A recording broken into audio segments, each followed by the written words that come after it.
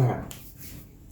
We're recording, we're Gucci, we're amazing, we're gonna do wonderful things today. I'm looking at you, Tempest. We're doing great today. Hey guys, welcome back to another ninja video. So this course is from 2 weeks back now. I would have posted this last week, but last week I kind of took last Thursday to relax, kind of get ready, and kind of also prep some things that you might see on the channel in the future. Yeah, sorry about no video last week, you guys, but I'll make it up to you, promise. Anyways, this is another Ninja Warrior course. This one was designed by Aaron, and it was a very upper arm intensive one. I think it was a really good course. I did a really good job on it. I both had moments where I was very specific, was able to really hit my target, and other times where I was just inches off, and you can also see where in the video I get tired. So I think it's an excellent example of all of those.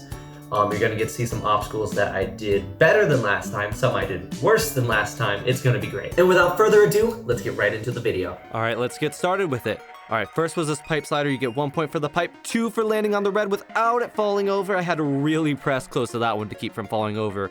Next to the rolling barrels. These are soft cushions, so it's very easy to fall up, but I make it across no problem. Extra point if I jump right to the UFO, which I do. There's another extra point after traversing these 3 UFOs if I can land on the farthest light blue mat without touching the ground first. We'll see if I get it. I get this big pullback, big swing, taking a lot of time to build that swing, and just barely miss it. You can see that dark blue mat indent ever so slightly. Anyways, on to the, now I know this looks silly, but Aaron was actually awarding a bonus point to anyone who went through the little tunnel meant for like 4-year-olds. I actually get stuck on the way out, getting greedy for that bonus point, but right onto those devil steps, I just make it up one hand at a time. No problem. I can do devil steps, no problem. Get to the top. You can tell I'm a little bit tired there, but going through, no real worries going down except for that swing. Once I get to that unstable bridge, I'm really thinking about how I want to grab it. I decided to take it one hand at a time, get a big lache, make it right down to that box, and straight onto the laches. I'm going, let's see here. Oh, you can tell I'm tired because I'm reaching one hand at a time on that bar. I decided to fix my form for that second lache, and then it's jumping straight from the trampoline to the 4th lache bar. But I'm exhausted at this point. I have to go across this green horizontal bar over to the rope. I managed to do it with that quick little twist and reach. As I'm building up swing here, I just barely missed that trapeze bar. I just barely missed that trapeze bar. I'm talking about 3 fingers that were just on the other side of that rope, super close. But I'm exhausted at this point. I'm going across the balance here, just a basic feeder totter, nothing special. And then for the wobbly beam here, I had to reach over that blue triangle in order to get an extra point for not using that stabilizer. I make it across no problem. I get 1 foot, 2 feet on the Bosu, jump right off. And I decide for this next obstacle, despite it starting with the jumping spider, I'm getting chalk, which for the jumping spider is not a good idea. You can see Rachel messing around with the camera there, but generally not a good idea to take chalk on that jumping spider because it's all about building friction, and that chalk can actually hurt your game on the jumping spider. But because we're going up and over here, I wanted that extra grip.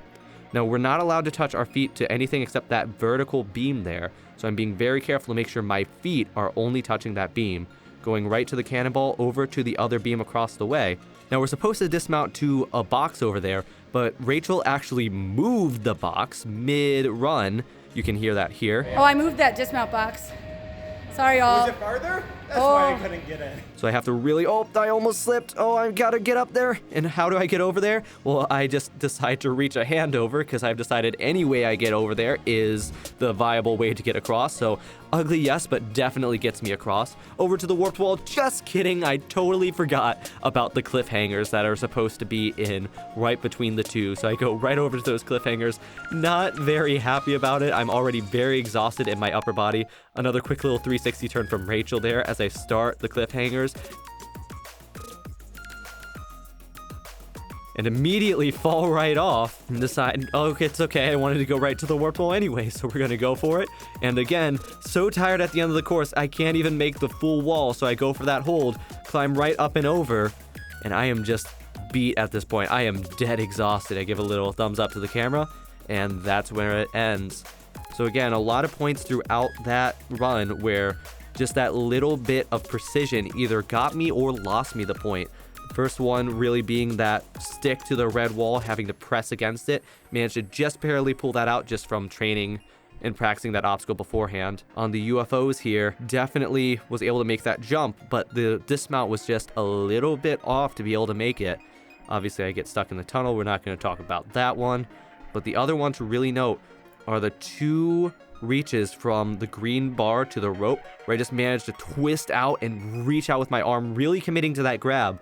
But immediately afterwards, I'm just so tired. That next grab, I tried to do the same thing and just kind of make up for my lack of swing with reach, and it doesn't work. I'm not looking at my target, so I end up going ever so slightly offline and grabbing my fingers just around the rope that's holding up the trapeze bar, which obviously not very smart, not a good idea. Definitely hurt my fingers a bit there. But yeah, that's about it for this course. That was all for this video, guys. Feel free to leave me a comment or like down below. Subscribe if you want to keep in touch with me.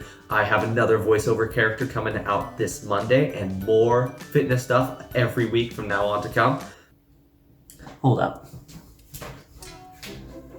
Oh, come here, Tempest. Come here. Oh, were you curious about my setup? Tempest wanted to be in the recording today, so he's gonna get a little time to shine. All right, go ahead, buddy. Woo. Anyways, feel free to let me know what you guys think down below, and I will see you all this Monday. Goodbye. You having fun there? You being good?